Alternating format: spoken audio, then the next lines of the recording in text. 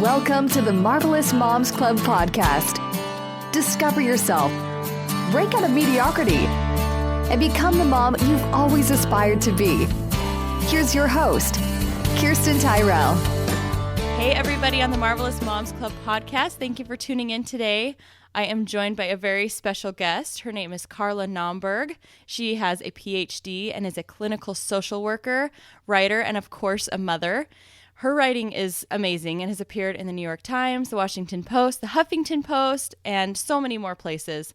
She's the author of Ready, Set, Breathe, Practicing Mindfulness with Your Children for Fewer Meltdowns and a More Peaceful Family, which sounds pretty amazing. I'm getting the book myself. And Parenting in the Present Moment, How to Stay Focused on What Really Matters. She's a contributing editor for kveller.com, and she lives outside of Boston with her husband and her 2 young daughters. So with that introduction, say hello, Carla, and give a little bit more information about yourself and what stage of motherhood you're in, how old your children are.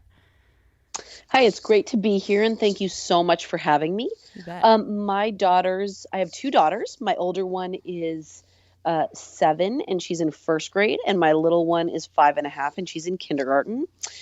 And I, like you said, I'm a social worker, and I started writing after my kids were born because I wanted a more flexible schedule. And so now I get to do drop-offs and pickups and sick days and play dates and all that fun stuff. But I also get to sort of activate the thinking part of my brain that wants to think about stuff other than My Little Pony and, Lego sets. So that's really nice too. Yeah, I bet. Well, that's awesome.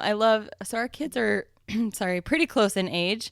Well, my oldest is in kindergarten. So I'm looking forward to the days of having them all in school too and being able to focus full time on stuff. But how did you make it through those years when they were younger with your writing and everything? How did you make time for yourself when they were demanding so much of your time?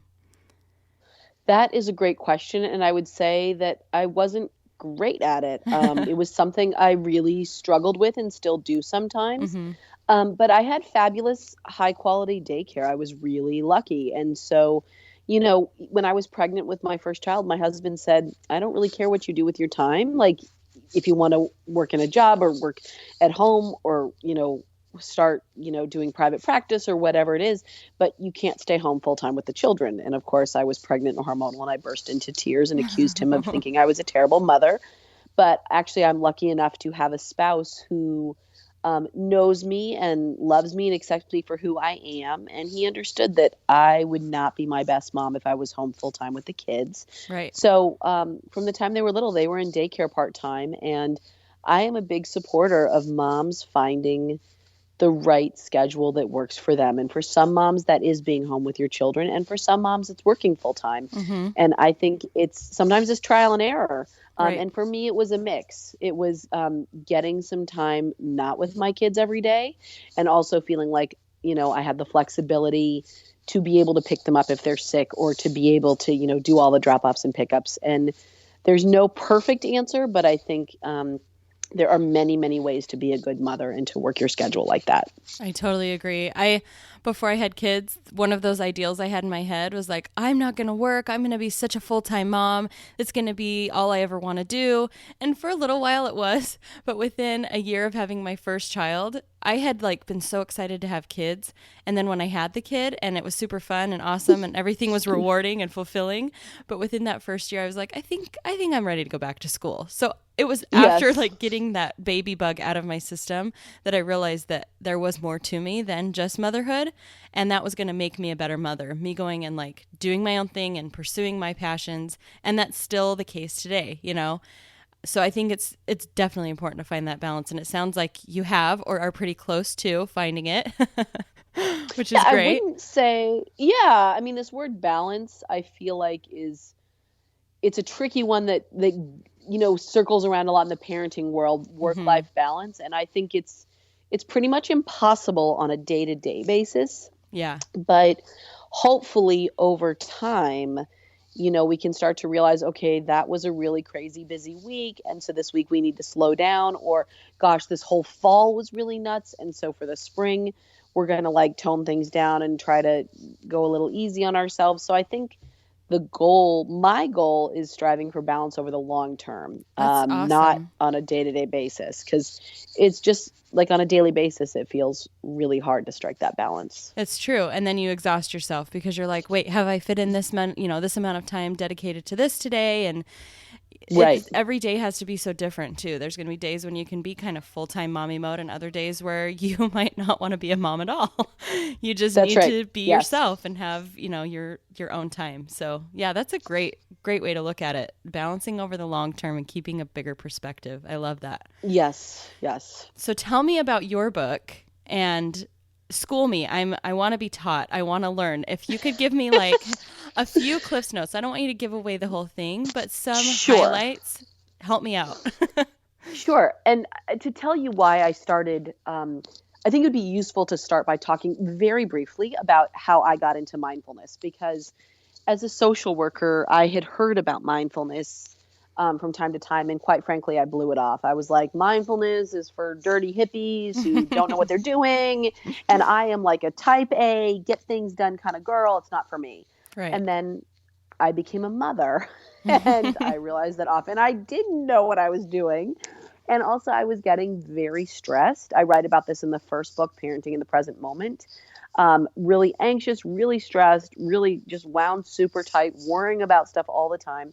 And I started yelling at my kids. And so basically it was not some deep spiritual quest that brought me to mindfulness. It was just a desire to yell at my kids less. Mm-hmm. And after I started practicing on my own, and I'll talk in a minute about what exactly mindfulness is, but after I started practicing on my own, it just sort of naturally kind of leaked out into our family life because I was talking about it with my kids. I was interested in finding picture books for them. I was trying to practice some breathing exercises with them when they were feeling anxious or just help them calm down at night.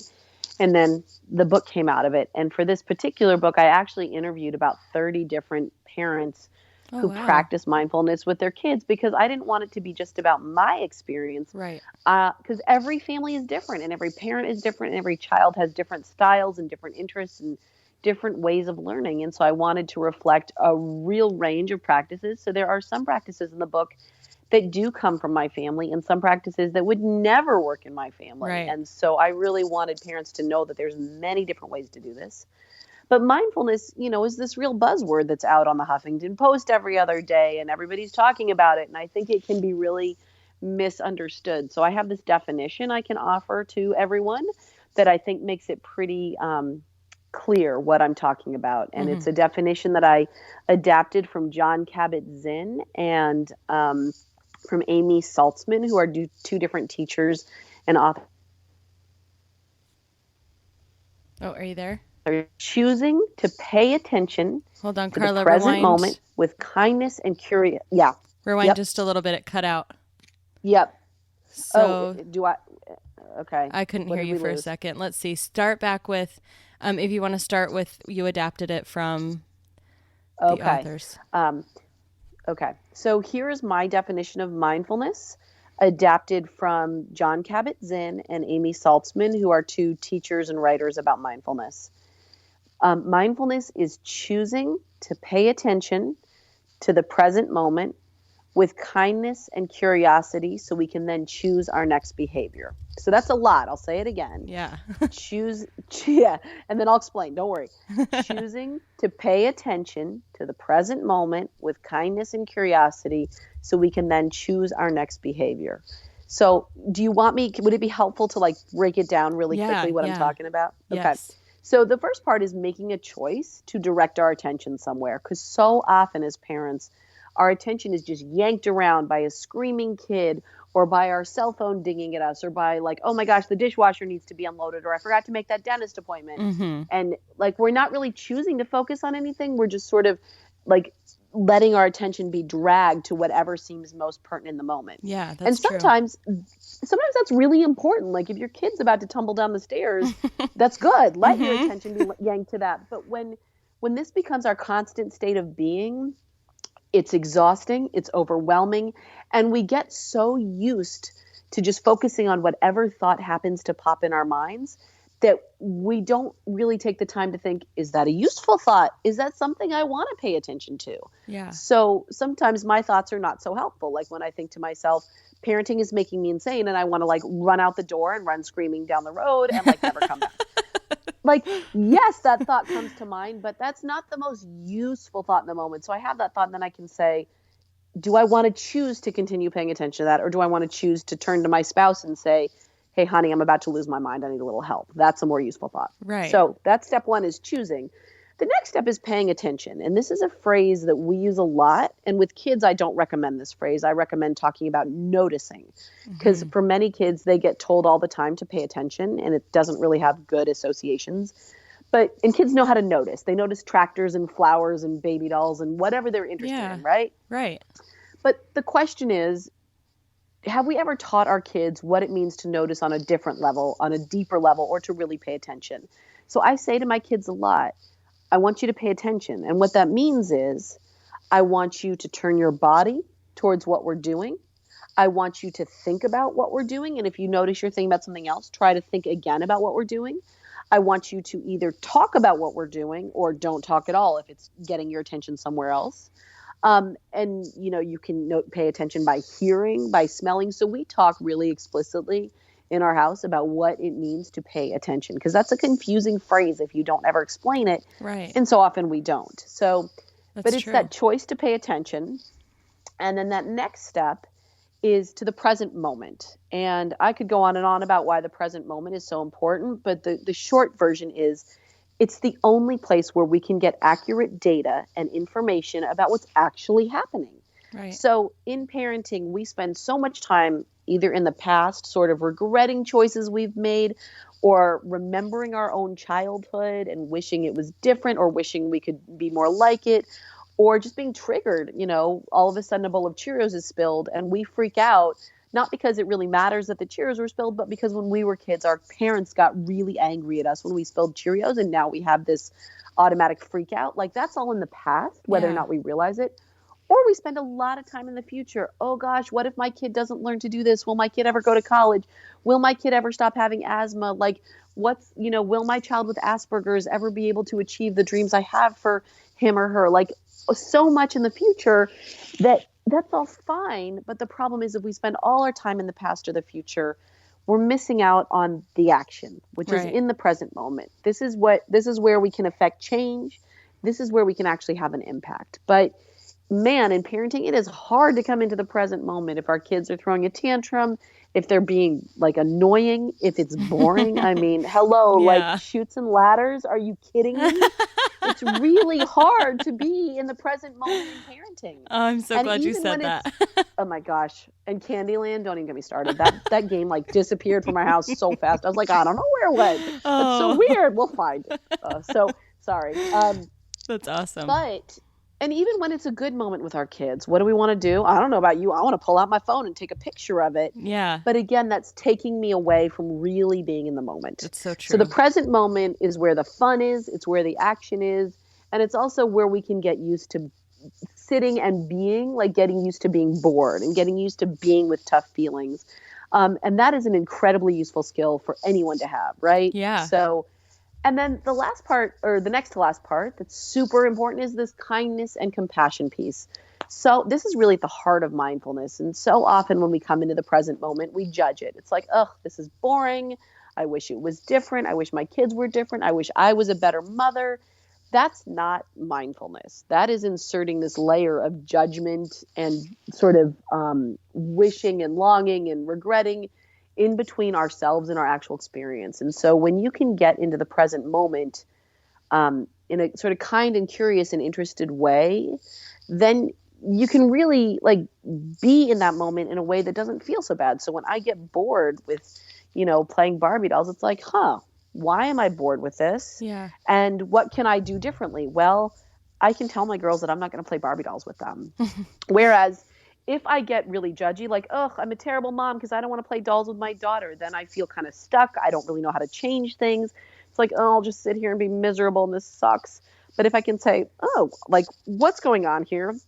What is my goal? Well, my goal is for my kids maybe my goal is just to play with my kids. And so I can say, I would love to play with you. I'm not going to play Barbie dolls. We can do a puzzle. We can color pictures. We can build Legos. Like all of a sudden, when you're sort of kind to yourself and curious, you can start to imagine possibilities for things to be different. But when you beat yourself up about something, you just get stuck. Right. And then all of this leads to choosing our next behavior, which is like this pot of gold at the end of the parenting rainbow, right? We want a kid and we want to be a parent. I mean, it's all tied in together. But we want to have a family that can make an intentional choice about what to do, as opposed to just melting on the floor and screaming because you put peas on your kid's plate. And that, I want to be very clear, that happens all the time in my house. Like, mine too. I don't want anybody hearing this to think that somehow because I wrote this book, we never have a tantrum. Right. And I never get grumpy and my kids never do things that really irritate me. Yes, we are all reactive. But what we have in our family is a set of tools that we can use to respond to these difficult, annoying, unhelpful moments in hopefully skillful ways, so that rather than yelling at my kids, which I definitely do from time to time, no question, but when I'm in a mindful place and when I can remember, I'm more likely to take a few deep breaths, to sit with them, to try to be kind to myself. This parenting thing is hard. None of us are perfect at it. Hang in there, being nice to myself and be nice to my kids. And that makes parenting feel less stressful, feels better for our kids. It helps strengthen our relationship with them. So all of these things are really useful ways. So that's why we practice mindfulness. That's why I practice mindfulness. I love it. So yeah, go ahead. So that was a lot. I know. Thanks for listening. It was, I'm like, oh my gosh, I'm taking notes as fast as I can. There will definitely be show notes for everybody so they can visualize all the things that you've said too. And of course, the book probably encompasses all of it, I'm sure. That's ready, awesome. set, breathe. Yes. Yeah. So going into that a little bit more. So that's kind of, the mindfulness is the basis for everything that you've written in the book. Is that right?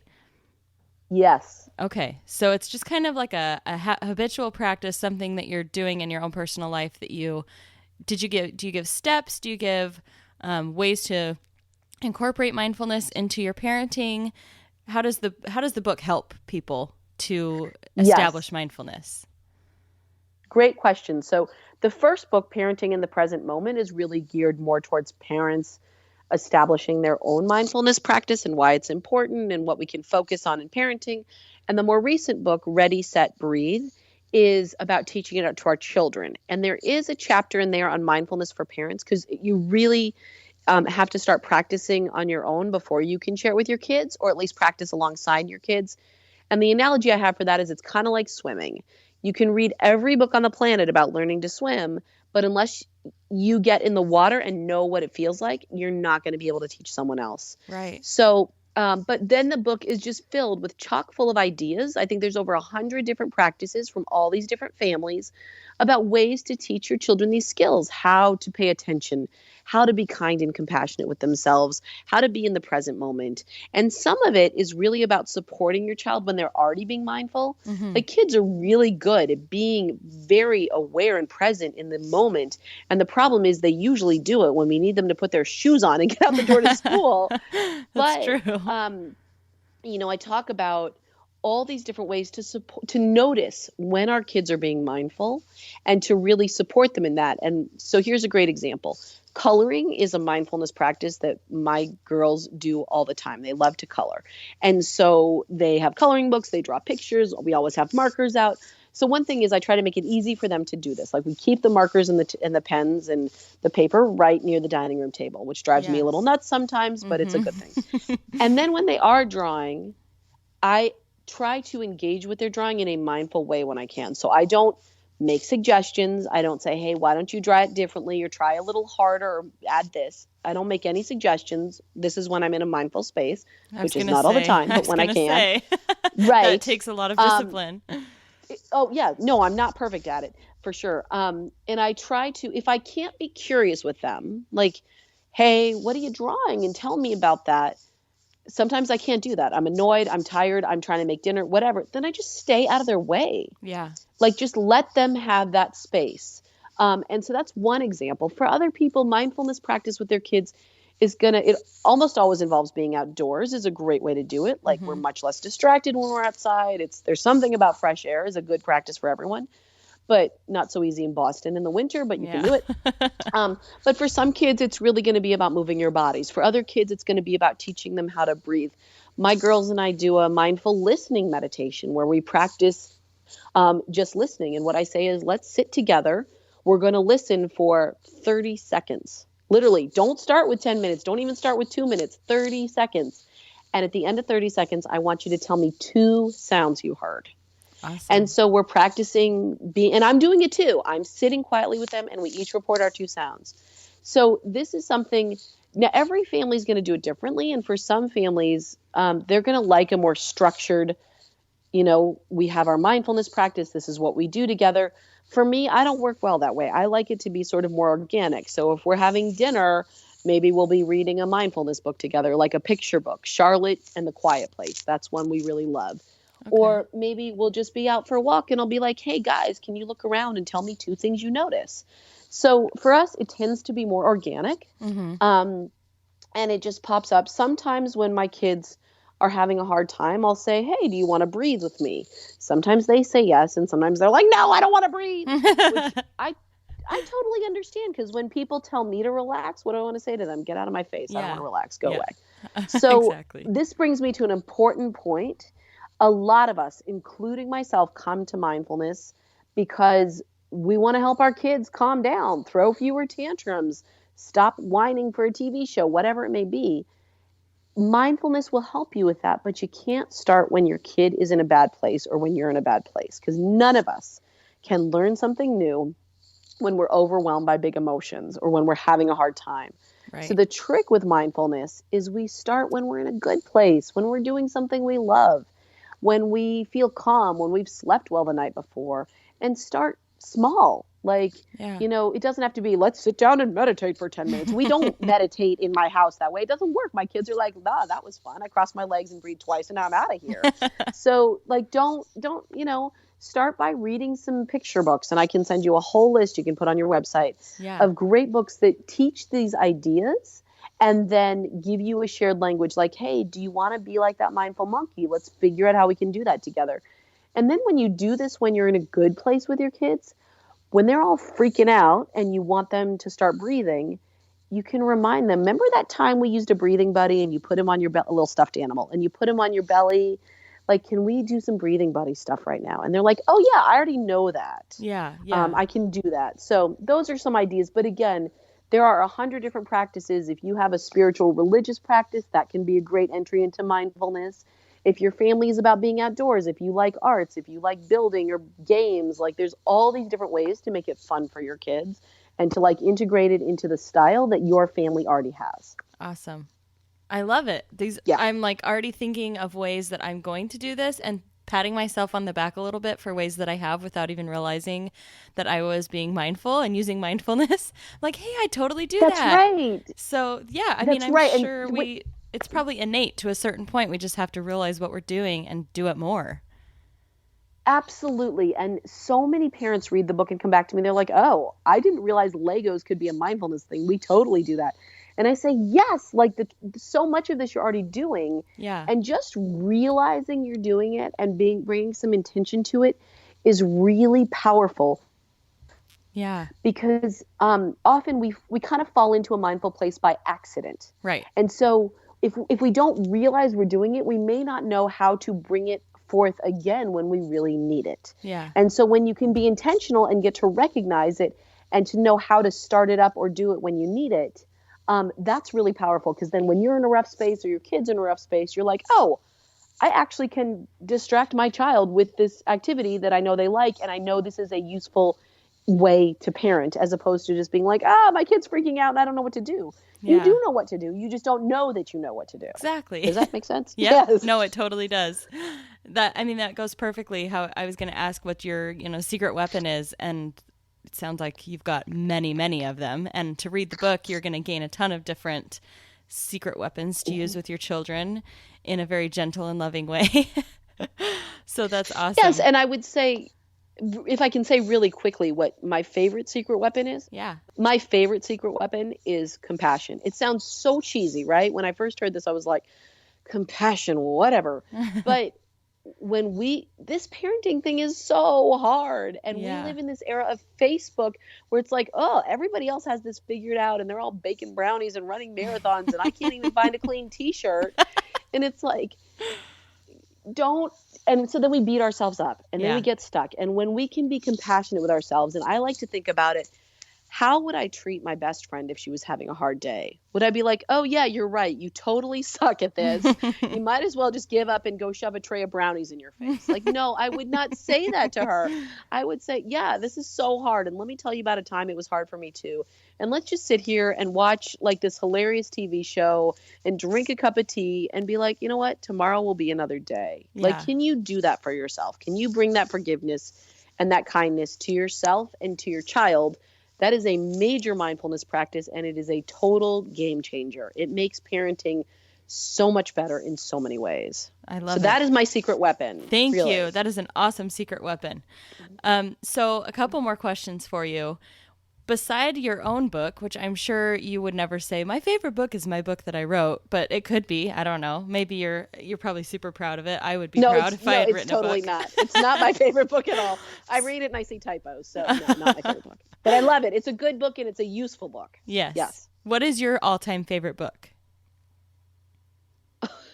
My all-time favorite book ever is Lonesome Dove by Larry McMurtry. It's a novel that was turned into like a TV miniseries when we were kids. And I grew up in New Mexico. I love the Old West. I love a good romance. My favorite parenting book is actually Simplicity Parenting. I'm going to forget the authors, unfortunately, but if you just look up Simplicity Parenting, I feel like it's a book that really guides you through how to notice what's going on with your kids, how to calm things down in your family, to take stuff off your plate as opposed to doing more. It's a book that's really guided me well. So Simplicity Parent, Kim John Payne is one of the authors. I can't remember the other one, but that's my favorite parenting book.